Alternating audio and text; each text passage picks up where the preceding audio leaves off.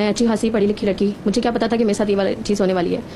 तो मेरी शादी के फ़ौरन बाद हम तुर्की शिफ्ट हो गए। 10 साल तक हमारी शादी बहुत अच्छी गई। मेरी 2 बच्चियां हुई। एक बेटी मेरी 6 साल की है, एक 8 साल की है। बहुत अच्छी जो है हमारी शादी गई, सब कुछ हुआ। तो मेरी एक दोस्त थी जिससे मैं कांटेक्ट में रहती थी, क्योंकि बचपन से हम साथ पढ़े थे, साथ घूमते थे। मतलब पूरा बचपन मेरा उसके साथ गुजरा था। मेरे हर फैमिली मेंबर को उसके बारे में पता था कि वो मेरे साथ होती है। मैं अगर मैं घर में नहीं हूँ तो वो उसके साथ ही होगी। मतलब इतनी बेस्ट फ्रेंड थी वो मेरी। उसने बोला कि यार मुझे बहुत शौक है तुम्हारे पास आने का, अब जो है ना तुम 10 साल से हम मिले नहीं हैं। तो मैंने बोला कि तुम आ जाओ। मैंने उसका वीज़ा भिजवाया, उसे बुलवाया और फिर वो 6 महीने मेरे पास रही। 6 महीने? जी। लेकिन 1-2 बार ये वाली चीज़ें हुई कि मैंने उनसे कह दिया कि मुझे आप जो है कंगन ला दें, फूल ला दें या कोई भी चीज़ ले आए, तो वो चॉकलेट्स उसको भी लाकर दे रहे हैं, वो चीज़ें मुझे भी दे रहे हैं। तो मुझे फील हुआ कि ये तो चीज़ सिर्फ स्पेसिफिकली मेरे लिए होनी चाहिए। तो मुझे कभी कभी फील हुआ, लेकिन मैंने इतना जो है शक नहीं किया उन दोनों पर। अब आपको इस बात पे भी नहीं हुआ कि वो इतनी फारिग थी, 6 महीने रह गए आपके हाँ, क्योंकि वो ये कह रही थी ना बार बार, यार 10 साल हो गए, अब तो मिलते हैं, मैं तो पूरा साल रहूंगी तुम्हारे पास। अच्छा, ये बातचीत आपको कब पता चला कि आपकी मियां से बातचीत कोई ऐसी अंडरस्टैंडिंग? नॉर्मली रहते थे दोनों, नॉर्मली रहते थे, लेकिन जब चीज़ें ऐसी होती थी ना कि मतलब मैंने कुछ मंगवाया, मैंने कोई बात बोली, तो वो उसको भी शेयर कर रहे हैं। और दोनों फिर जब उनकी मतलब वीकेंड्स पे होते थे तो हम घूमने जा रहे हैं, तो मतलब तुम बच्चों के साथ घर पे रह लो, नहीं साथ में जाना है। और मैं पीछे वाली सीट पे मुझे बिठा दिया। 2-3 बार इस तरह से हुआ कि मतलब मैं घर से आ रही हूँ लॉक करके, और मैंने देखा ऑलरेडी वो बैठी हुई है।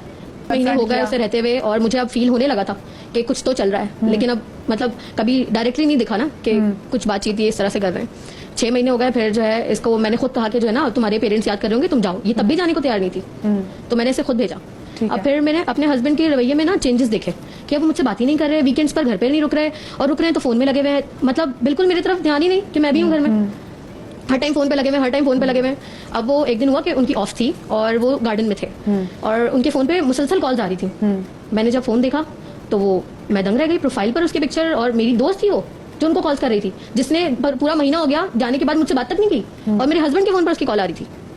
तो कन्फ्रंट किया आपने उसको? मैंने कॉल किया, मैंने तो पहले पूरी चैट देखी, और वो देखकर मेरी तो पांव तले जमीन नहीं बची, क्योंकि वो इतनी बातें हो चुकी थी कि वो तो अगले महीने शादी करने वाले थे। अल्लाहू अकबर। तो फिर खतीजा, मतलब फिर कहाँ पे बात हुई? तुम्हें आपकी बात हुई, अपने मियाँ से बात की, कुछ बताया, किसी घर वाले को दिमाग में इन्वॉल्व किया, क्या किया? घर वालों से तो मतलब मैं इतनी बातचीत ये पर्सनल शेयर नहीं करती थी। अब जो चीज़ शेयर करती थी वो दूसरी लड़की से करती थी। अब मेरे हाथ पांव ठंडे पड़ जाते थे कि ये क्या हो गया। अब मैंने फौरन जो है ना फोन छोड़ा, उनको अंदर बुलाया, और मैंने ये वाली बातें उनसे डिस्कस करने की कोशिश की। तो उन्होंने मतलब मुझे रख कर थप्पड़ मारा मेरे मुंह पर। तुम्हारी हिम्मत कैसे हुई मेरा फोन छूने की? Typical narcissist. और वो बंदा 10 साल तक उसके बिहेवियर में कोई चेंज नहीं आया। 6 महीने वो लड़की क्या रहकर गई, वो तो सब कुछ चेंज हो चुका था, सब कुछ। खतीजा, आप अपने हस्बैंड के साथ हैं?